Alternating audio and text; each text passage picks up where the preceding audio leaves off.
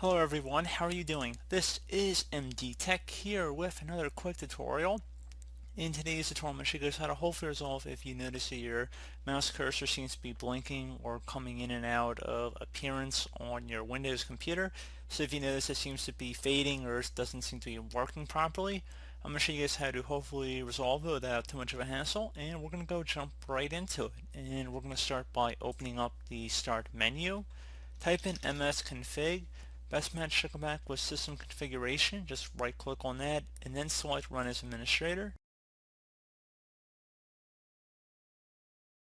On the general tab, select normal startup, load all device drivers and services.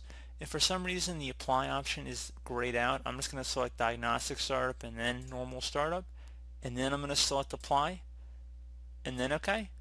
You want to make sure you just get the system configuration notification here. If you don't, that means it did not save the change. So it says you may need to restart your computer to apply these changes. Before restarting, save any open files and close all programs. So I would suggest selecting restart at this point, and then at that point, once you've restarted your computer, you should be good to go. So as always, thank you guys for watching this brief tutorial. Do hope I was able to help you out, and I do look forward to catching you all in the next tutorial. Goodbye.